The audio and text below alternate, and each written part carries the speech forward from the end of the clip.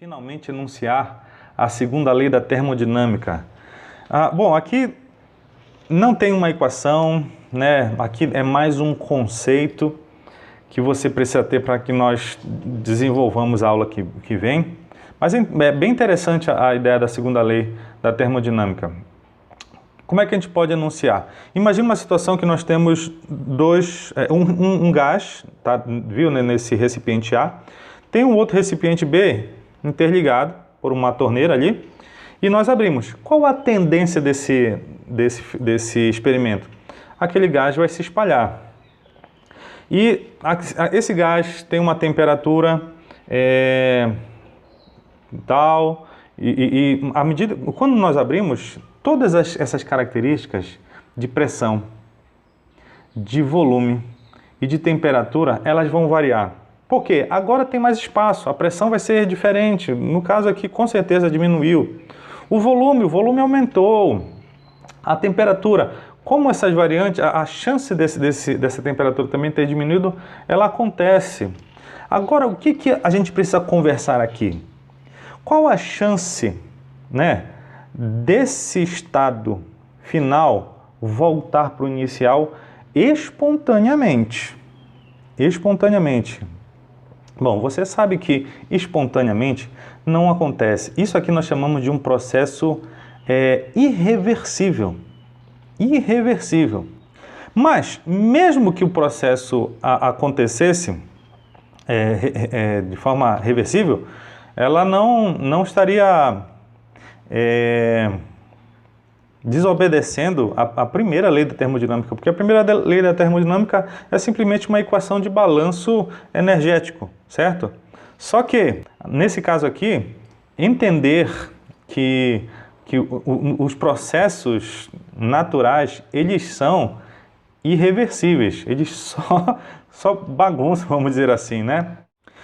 Então a gente pode entender aqui, começar a entender, né, a segunda lei, que o estado final sempre é mais desorganizado.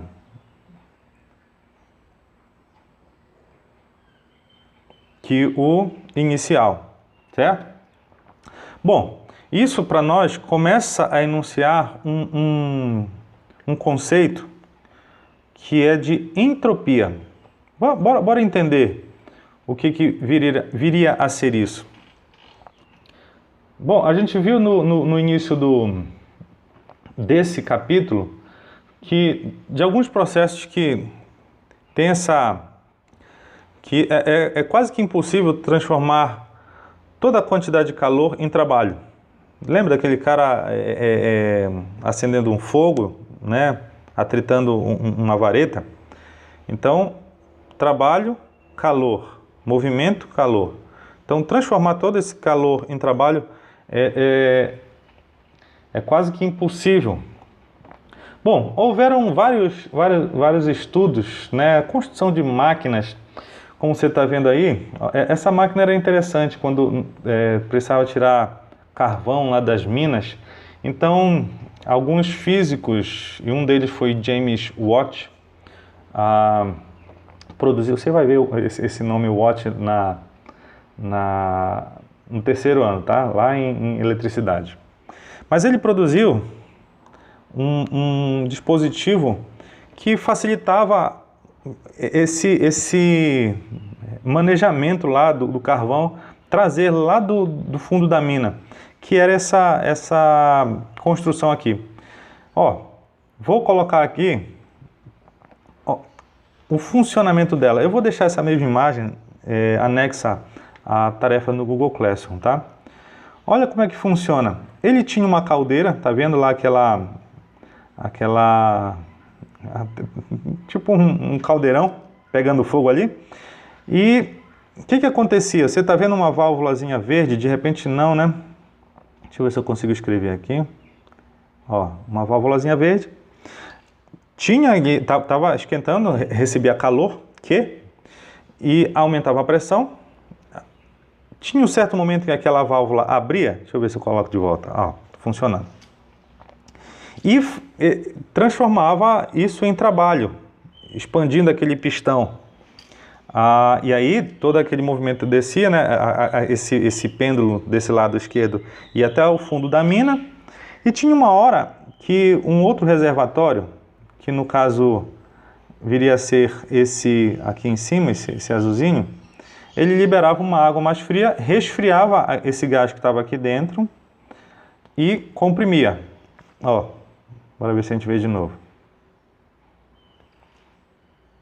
Certo? Ó, abria a válvula vermelhinha lá rapidinho, só para resfriar, e ele comprimia e puxava de volta o que precisasse lá do fundo da mina. Muito bem, só que essa máquina funcionaria 100%, atingiria o rendimento de 100%, justamente por causa do calor perdido. Bom, o negócio é que eles não tinham essa consciência, esse entendimento de como funcionava o equilíbrio térmico, o balanceamento energético, perdão. Certo? Mas à medida que eles foram percebendo, essa perda por calor era um processo normal que possibilitou começar a enunciar a segunda lei. Olha o que diz aqui, ó. O calor flui espontaneamente, deixa eu levantar só um pouquinho mais. O calor flui espontaneamente da fonte quente para a fonte fria. Vocês viram no início da termologia até, né? Mas aqui percebemos que é o enunciado da segunda lei da termodinâmica. Para ocorrer o contrário, é necessário realizar trabalho externo. Então, o normal é o calor fluir espontaneamente da fonte quente para a fonte fria. Correto? E isso aí, à medida que eles foram percebendo, eles foram enunciando que, na verdade, essa desorganização de um sistema, nós chamamos de entropia. Deixa eu escrever aqui, que é o que nós estamos enunciando aqui. A entropia, a gente pode chamar que é o grau de desorganização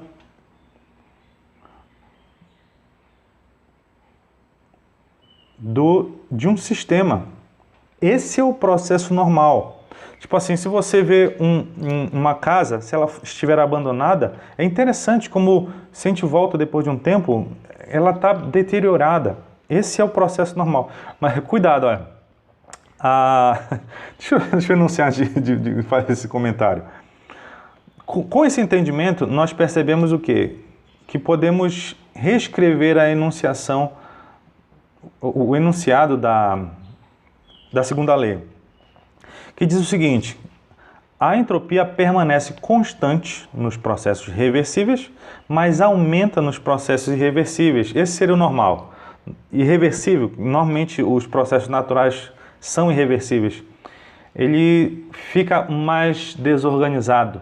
A entropia aumenta. Entropia é grau de desorganização. Então, cuidado. Para finalizar nossa aula hoje, né? De repente, sua mãe entra lá no seu quarto e diz assim: menino, menina, teu quarto está uma bagunça. Você, mãe, isso é entropia. Os processos naturais que acontecem. O grau de desorganização, a tendência pela segunda lei da termodinâmica é o nível de desorganização aumentar, tá? Só que a sua mãe pode dizer assim: tudo bem, mas para que um processo se transforme em reversível, é necessário ocorrer a realização de trabalho externo. Deixa eu colocar aqui, ó. Então você tem que realizar trabalho para que o processo possa ser revertido, o grau de entropia diminuir, certo? Bom, então esse é o conceito para que nós possamos utilizar na próxima aula. Espero que você tenha entendido. Se não entendeu, pode me procurar, tem um livro didático também. Abraço para vocês então.